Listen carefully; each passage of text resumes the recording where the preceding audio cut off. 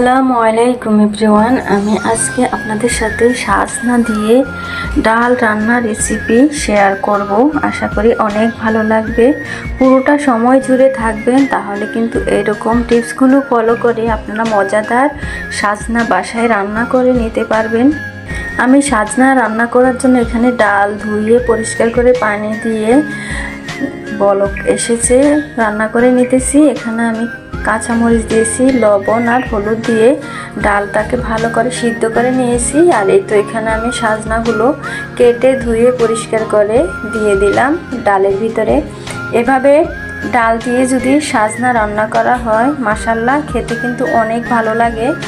আর অনেকে সাজনার যে ফ্লেভার এটা পছন্দ করেন না, আপনারা চাইলে সাজনাটাকে একটু চুলায় ভাপিয়ে নিয়ে পানিটা ফেলে সেকে তারপরে রান্না করতে পারেন। এভাবে রান্না করলে কিন্তু আর কোনো সাজনার ফ্লেভার থাকবে না। তো আমি এখানে এই তো ডালটা কিন্তু অনেকটা সিদ্ধ হয়ে ঘন হয়ে এসেছিল, তো আমি সেজন্য এখানে পরিমাণ মতো পানি দিয়ে দিয়েছি। দিয়ে এখানে তো আমি 3টা মরিচ ভেজে নিয়েছি। নিয়ে এখন আমি রসুন আর পেঁয়াজটা ভেজে বাগার দিয়ে নিব।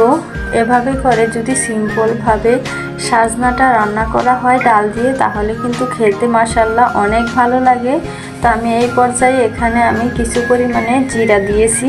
জিরাটা দিলে কিন্তু ফ্লেভারটা অনেক সুন্দর আসে। তো আমি এখানে তো জিরা, তারপরে রসুন, পেঁয়াজ আর মরিচ ভেজে রেখেছিলাম সবগুলো বাগার দিয়ে দিলাম।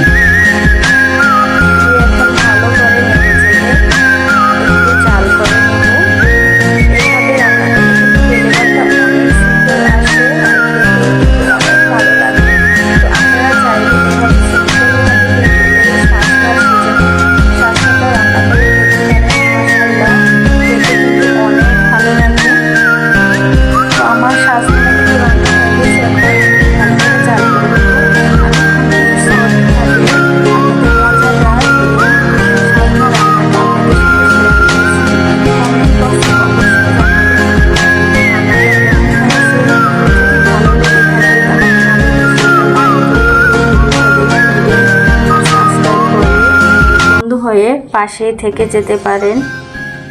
তো এই তো আমার কিন্তু রান্না কমপ্লিট হয়ে গেছে। এখন আমি চুলা থেকে নামিয়ে নিব কিছুক্ষণের ভিতরে। তো এই তো আমি কিন্তু নামিয়ে এই তো বাটিতে নিয়ে পরিবেশন করে দেখাইছি। মাশাআল্লাহ দেখুন দেখতে কতটা সুন্দর আর লোভনীয় হয়েছে, খেতেও কিন্তু মাশাআল্লাহ অসম্ভব মজা হয়েছিল। আজ এ পর্যন্তই, আল্লাহ হাফেজ।